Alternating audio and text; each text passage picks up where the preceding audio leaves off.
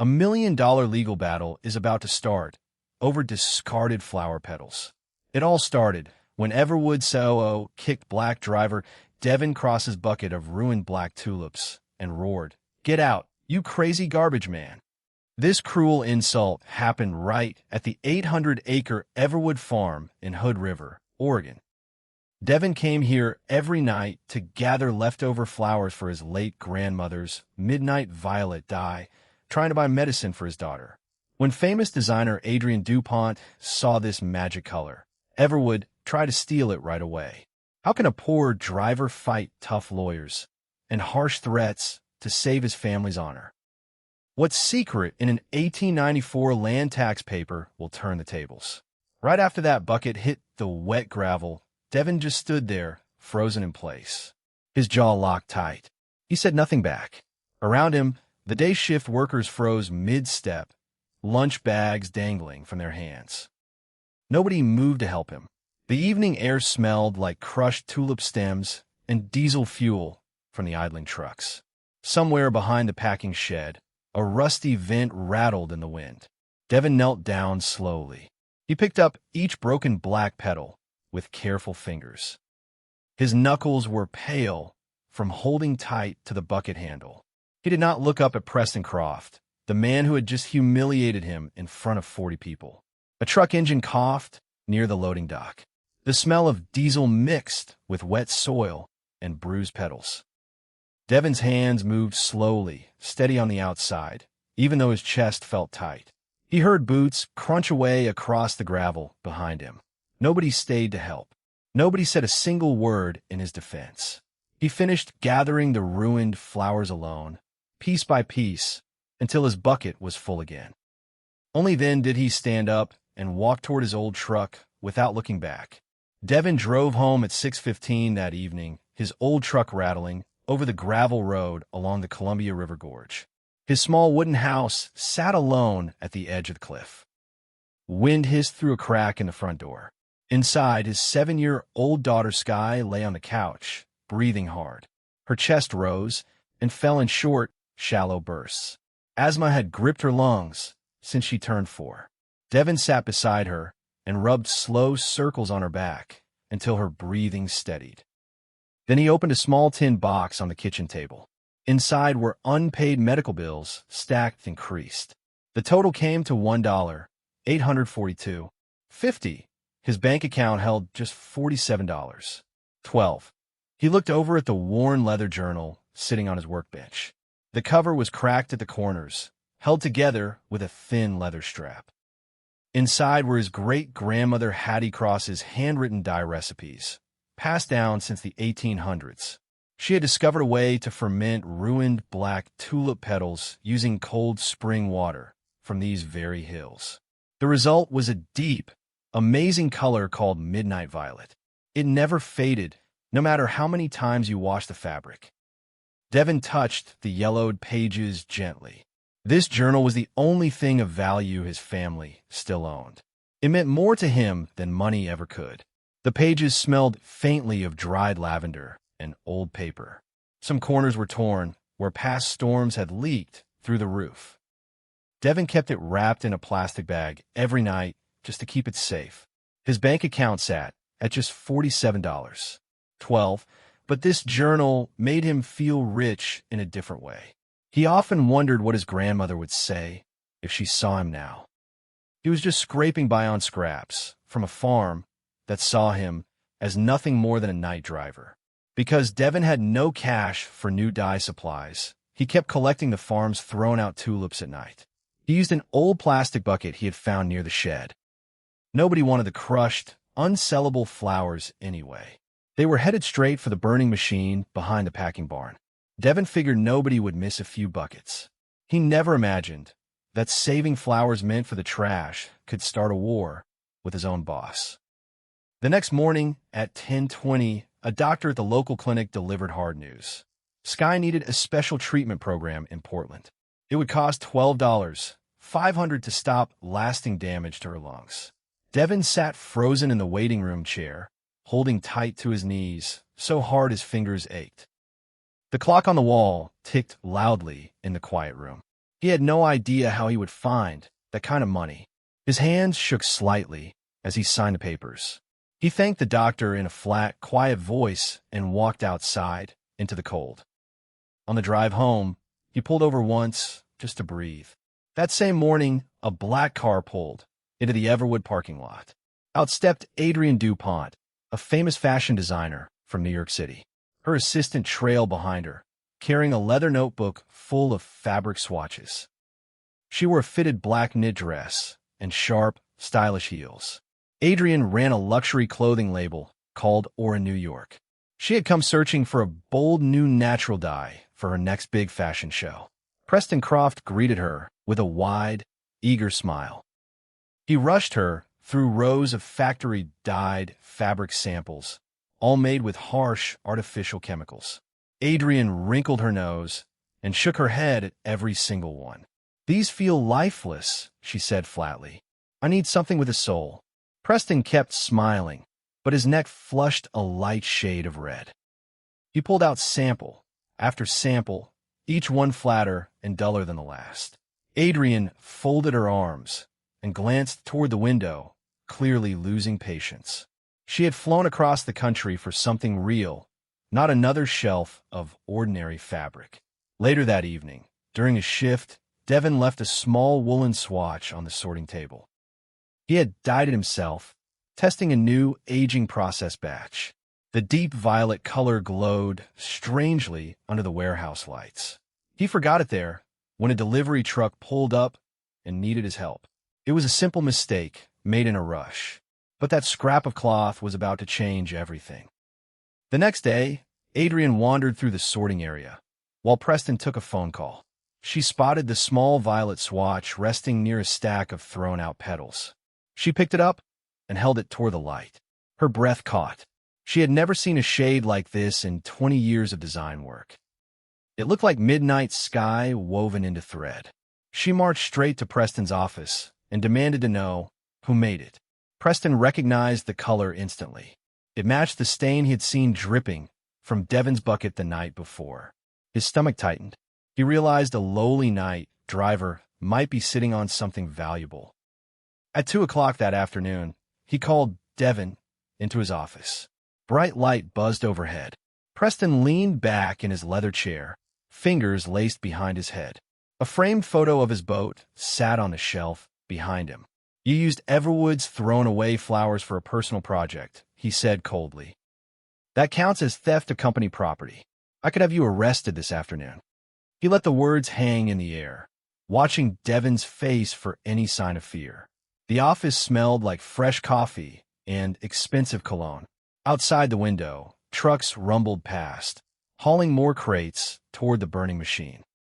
Devin's pulse hammered in his ears, but his voice stayed steady and calm. "Those flowers were headed for the fire," he said. Preston slid a thin contract across the desk. It offered Devin $500 in exchange for handing over the full dye formula. He would also get to keep his night shift job for now. Devin stared at the paper. If he refused, he might lose his only paycheck. If he lost his paycheck, Sky would have no medicine next week. His hands curled into tight fists under the table. Every part of him wanted to say yes and just survive another day. Devin drove home that night in silence, holding tight to the wheel too hard. His mind kept circling back to that contract sitting on Preston's desk. Could he really give away his grandmother's life work for $500? He barely slept, tossing under a thin wool blanket while the wind howled outside. At 3:14 in the morning, Sky's breathing turned sharp and ragged. Devin shot out of bed and scooped her into his arms. Her small chest heaved against his own, fast and uneven. He held her upright, whispering softly until her lungs found their rhythm again. Outside, the wind pushed hard against the old windows, rattling the glass. Devin's heart did not slow down until her breathing did. As she calmed down, Sky glanced at the small violet fabric hanging on the wall. "Daddy, that color looks like the night sky hugging me," she whispered. "Great-Grandma Hattie said colors made with love never fade away, right?" Devin's throat tightened. He kissed her forehead and tucked her back under the blanket. Once Sky drifted off, Devin opened the old leather journal again. He found a letter Hattie had written in Georgia back in 1894. Her handwriting was careful and slanted, fading slightly with age. In the letter, she described working long days in a small dye shed behind her family's farm. Nobody paid her much for her skill back then, either. Yet she kept working page after page, refining her formula for over 20 years. "Cloth can tear," she wrote, "but the dignity of the one who dyes it must never fade." Devin read the line twice. Something inside him settled into place. He understood now that signing away the formula meant more than losing money. It meant teaching his daughter to bow to anyone with more power than her. The next morning, Devin made his decision. At 9 o'clock sharp, he walked into a small diner called the Rusty Anchor near the Hood River docks.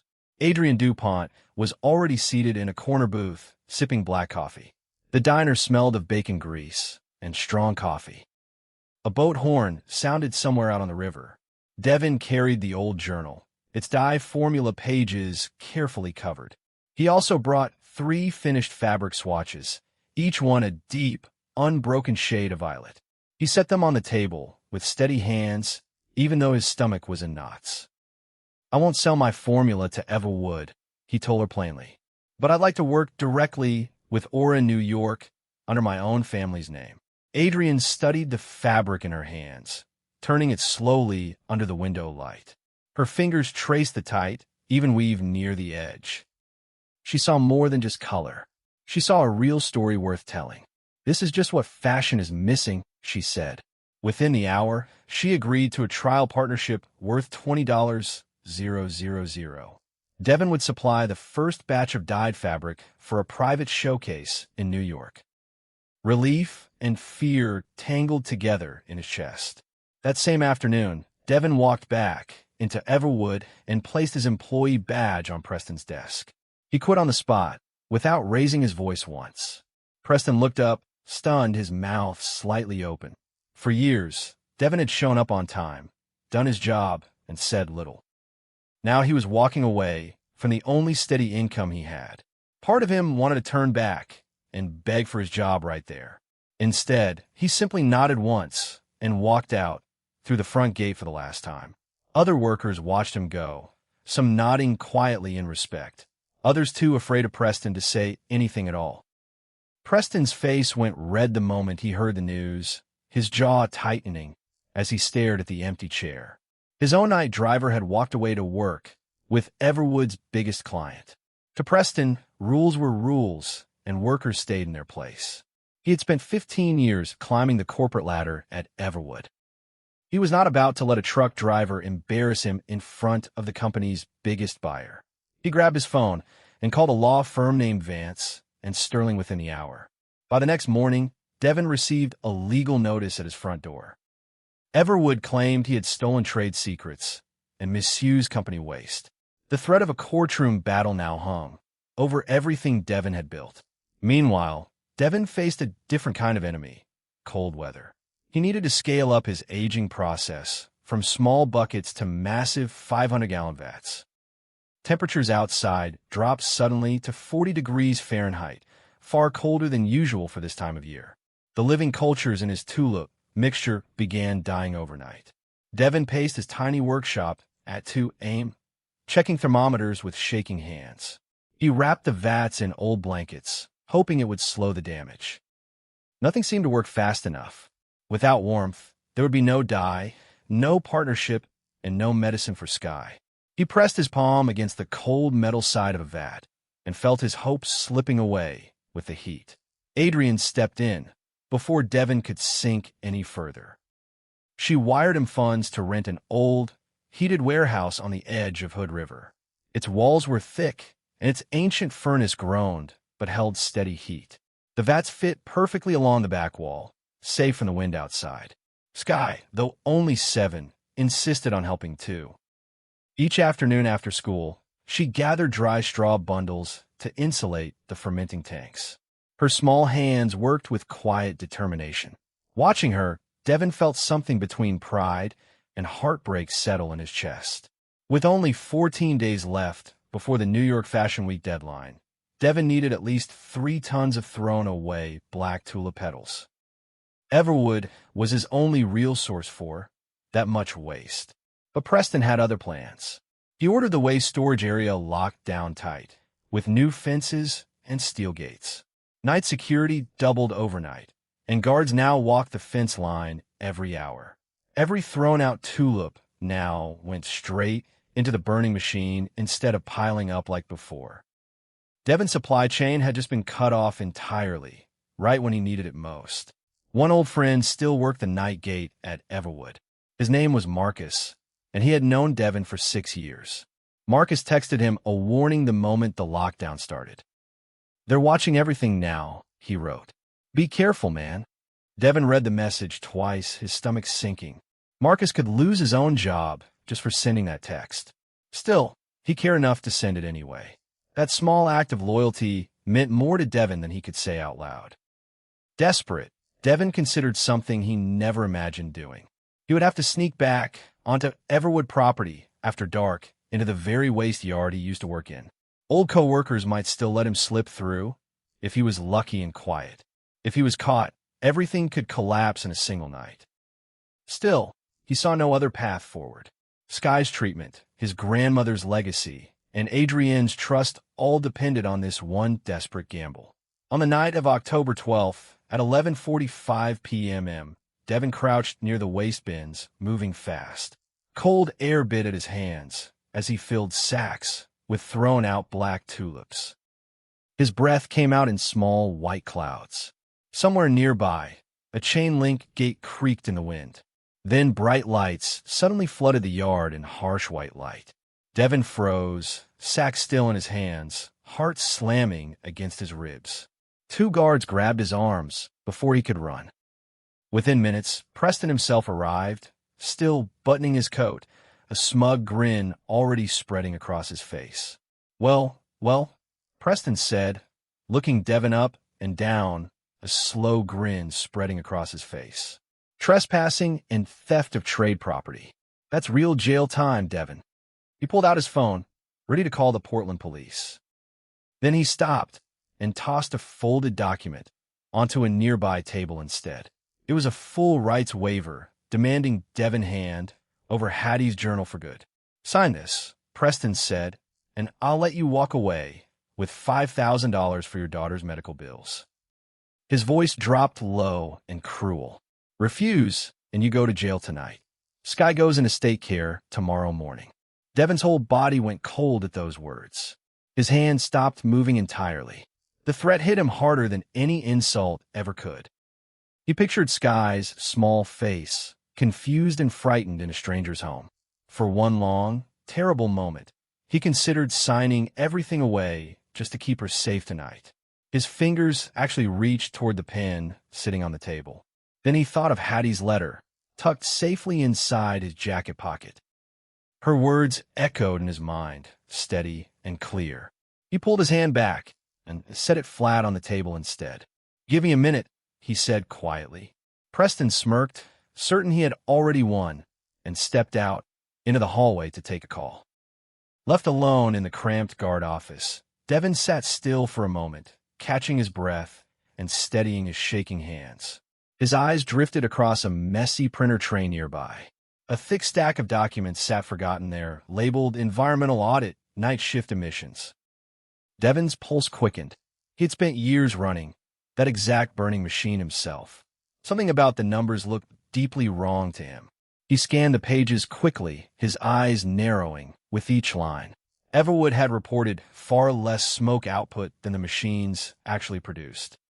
They were hiding illegal carbon fumes from Oregon's environmental regulators. Worse, they were using those false numbers to claim a $2.4 million state tax credit for going carbon neutral. Devin's hands shook, but this time from something closer to hope. He glanced toward the door, listening for footsteps in the hallway.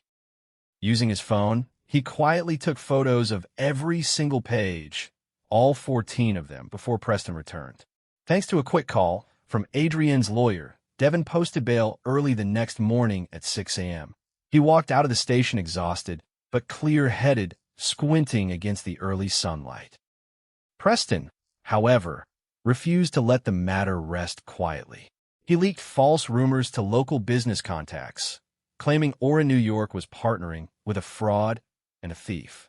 The rumors spread fast through email chains and phone calls across the fashion world. Within hours, Aura's board of directors panicked. They gave Adrian a strict 48-hour deadline to cut all ties with Devon for good. Adrian refused to back down easily, but the pressure on her grew heavier by the hour.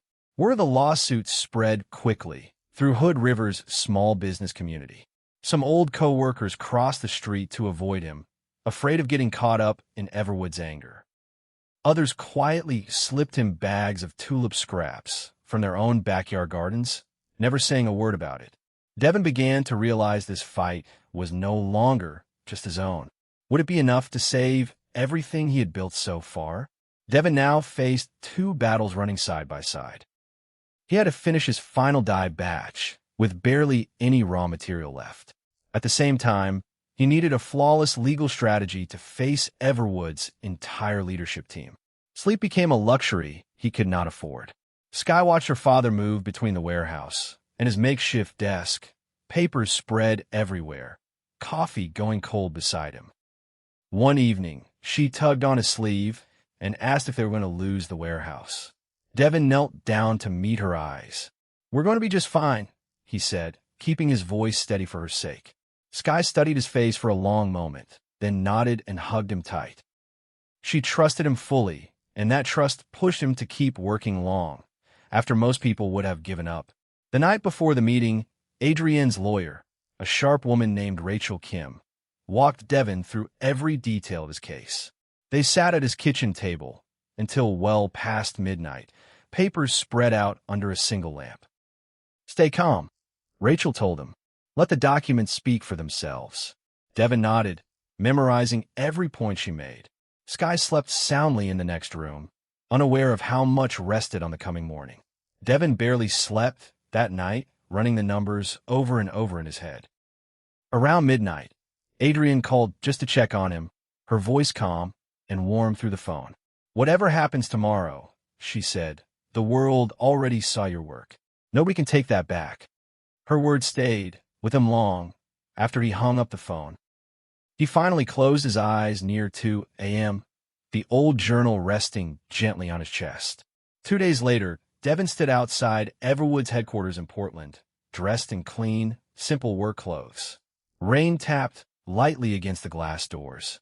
Inside, the annual shareholder meeting was already underway. At 2 o'clock sharp, he walked into the boardroom, calm and steady, carrying only a single folder. Preston's lawyers rose immediately, threatening a full lawsuit over stolen trade secrets and unauthorized use of company waste. Devon set the folder down without raising his voice. Inside was a certified copy of an 1894 Georgia land and trademark record. It proved the Cross family had legally owned the Midnight Violet dye Formula for over 70 years before Everwood even existed as a company. The room went fully silent. Preston's lawyer flipped through the pages, his confident expression slowly draining away. Somewhere down the hall, an air conditioning unit hummed, the only sound left in the frozen room. Board members sat perfectly still, pens frozen above their notepads, waiting to see what would happen next. Nobody dared to speak first. Devon stood calm in the middle of it all, his hands resting quietly at his sides. Then Devon reached into his folder a second time. He laid out 14, took photos of pages showing Everwood's falsified emissions reports. Board members leaned forward, murmuring under their breath. Devon spoke slowly and clearly, his voice never rising above a calm, even tone. Instead of burning your waste and facing federal fines, he said, "Let my company take all your thrown-out tulips for free. Do that for 5 years," he added. He paused. "That gets you real carbon-neutral status. That protects your $2 for $1 million tax credit." Preston's face drained to a pale, sickly white. His jaw worked silently, but no words came out. The board members exchanged sharp, urgent glances across the polished table. One by one, they nodded toward their legal team, signaling clear agreement. Preston had no real choice left.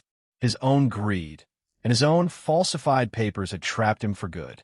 With shaking hands, he signed a contract. Devin slid across the table, surrendering everything he had threatened just days before. The contract gave Devin full rights to the thrown-out tulip waste for 5 years, fully free of charge. It dropped every legal claim Everwood had filed against him. It also promised that the name Hattie's Indigo would appear on all future or in New York marketing campaigns. Preston sat frozen in his chair, shame burning across his face, while the entire board watched in total silence. Nobody in the room offered him a single word of comfort. Rachel Kim quietly gathered the signed papers and slipped them into her bag, ready to file them the same afternoon. Weeks later, bright lights filled a grand runway hall in New York City. Or New York's Fashion Week show was finally underway. Music thumped low through the speakers as the first model stepped out. Deep violet fabric moved down the runway in slow, flowing waves. Every fold caught the light differently, shifting between purple and midnight blue.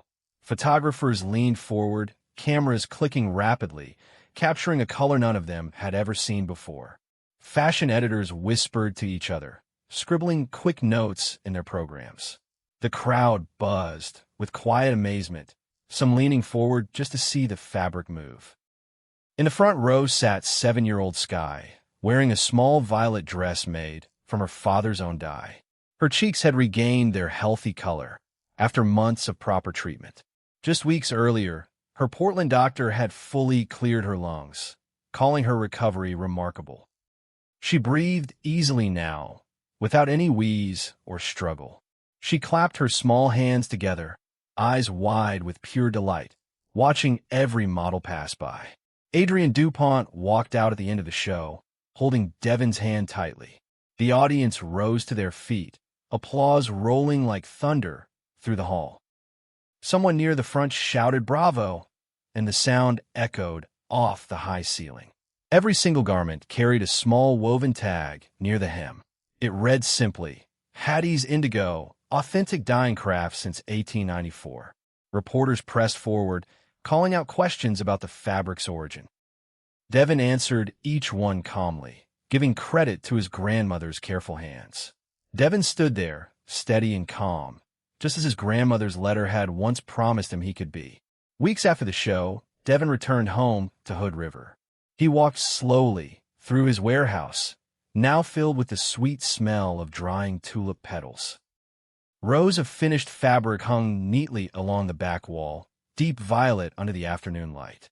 Sky ran ahead of him, laughing, chasing the last golden light of the afternoon. Devin stopped near the open door and closed his eyes for a moment. The wind moved gently through the gorge outside, soft and steady against the walls.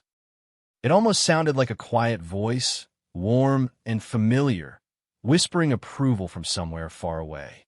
He opened the old journal one last time, that evening, and read Hattie's letter under the lamplight. He thought about how far one worn bucket of ruined flowers had carried his family. It went from a dark parking lot to a runway in New York. He was no longer the man who hauled away Everwood's trash each night. He was a craftsman now, carrying his grandmother's name into the light where it always belonged. Sky curled up beside him on the warehouse floor, breathing slow and easy, surrounded by the quiet smell of violet dye and dried petals. Around town, people who once looked past him now stopped to shake his hand. Even a few old Everwood coworkers dropped by just to say they always knew he had something special. Devin simply smiled and thanked them, never once bragging about how far he had come. Some things, he figured, spoke for themselves.